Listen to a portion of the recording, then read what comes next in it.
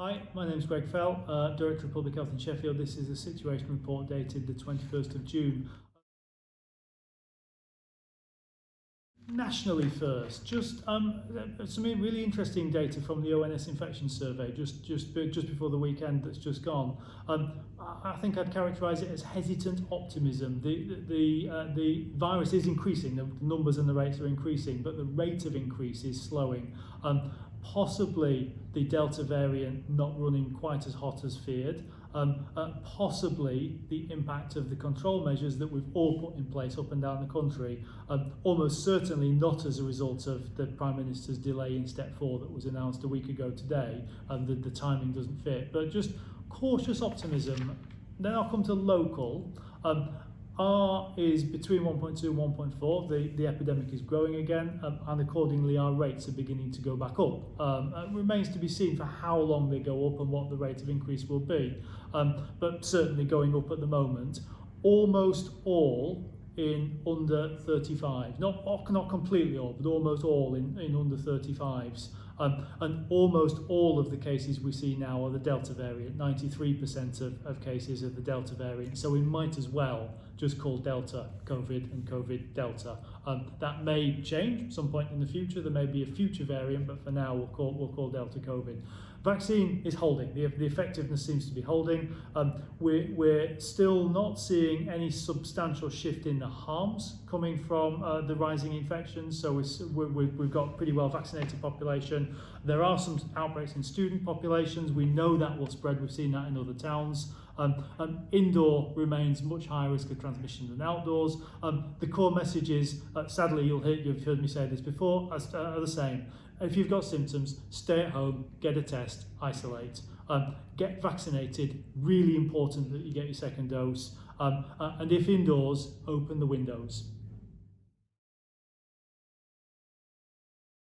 So the community COVID bus is an amazing and new resource travelling all over Sheffield, and is designed to be and is a one-stop shop for all things COVID, as well as offering people who don't have symptoms the opportunity to have an on-site or on-bus lateral flow device test with the results available in 30 minutes. You can also pick up boxes of lateral flow device kits to take home. You can get advice on vaccinations, pick up free resources, and get signposted to help and support, like the test and trace isolation support payment.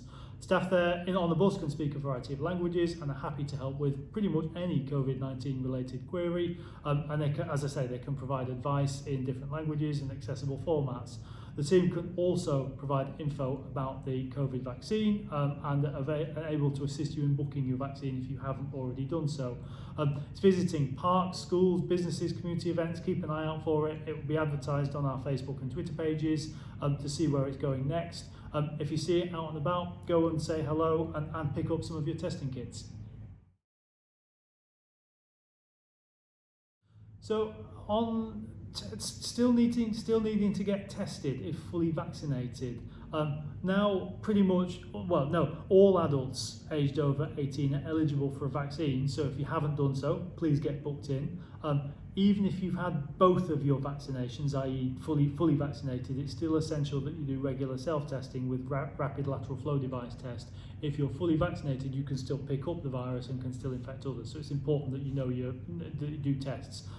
Tests are done twice weekly, results are available in 30 minutes, and you can pick up the LFD test from lots and lots of locations across Sheffield, and details are on our website.